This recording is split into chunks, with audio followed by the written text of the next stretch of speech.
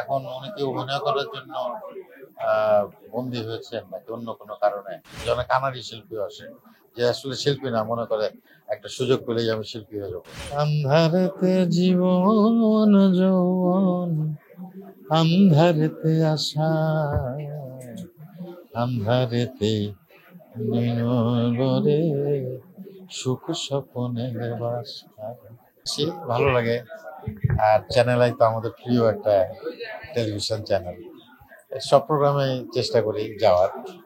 আর এই অনুষ্ঠানে আসি, এটা চমৎকার প্ল্যাটফর্ম, বিশেষ করে যারা বাংলাদেশের একেবারে প্রত্যন্ত অঞ্চল থেকে একেবারে তরুণ শিল্পীরা যারা এখানে উঠে আসে, গান করে, তাদের গ্রুমিং হয় এবং তাদের জন্য একটা চমৎকার প্ল্যাটফর্ম পরবর্তীতে ভালো কাজ করার জন্য। তো তাদেরকে উৎসাহ দেওয়া আমাদের একটা কাজ, তো সেই জায়গা থেকেই আসি এবং ভালো লাগে বলেই আসি। আয়োজন তো মাত্র শুরু হয়েছে, এখনো শেষ হয়নি। তো নিঃসন্দেহে অনুষ্ঠান ভালো হচ্ছে না, খুব স্পেসিফিক এইভাবে বলা যায় না। কারো হয়তো রবীন্দ্রসঙ্গীত শুনতে ভালো লাগে, কারো কণ্ঠে নজরুল সঙ্গীত ভালো লাগে, কারো কণ্ঠে উচ্চাঙ্গ সঙ্গীত শুনতে ভালো লাগে, কারো কণ্ঠে চলচ্চিত্রের গান শুনতে ভালো লাগে। সুতরাং এইভাবে খুব স্পেসিফিক বলা যায়। তবে এখানে যারা আছেন গুণীজন, তারা প্রত্যেকেই আমার কাছের মানুষ এবং তাদের গানের পছন্দ।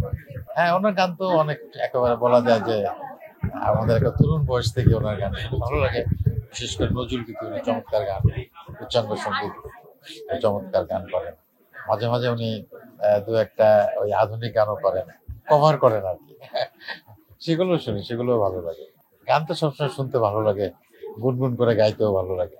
আন্ধারেতে জীবন যৌবন, আন্ধারেতে আশা, আন্ধারেতে নির্ভরে সুখ স্বপনের বাসা। এরকমই আর কি। এটা একটা চলচ্চিত্রের গান করেছিলাম অনেকদিন আগে, হঠাৎ করে মনে হলো আর কি, তাই করলাম। ঈদে যে ছবিগুলো নিয়ে আলোচনা হচ্ছে সেগুলোতেও আমি অভিনয় করেছি, যেমন তাণ্ডব, ইনসাফ, নীলচক্র, এগুলো আসবে। সব জায়গায় ভালো লাগে, ঠিকঠাক মতো যদি হয়, টিম ঠিক হয়, ঠিকঠাক মতো যদি চিত্রনাট্য হয়, গল্প হয়, টিম হয়, তাহলে সব জায়গায় সমান গুরুত্ব দিয়ে কাজ করি এবং সব জায়গায় ভালো লাগে। ভালো লাগে বলেই কাজ করি, শুধু অর্থের জন্য কাজ করি না।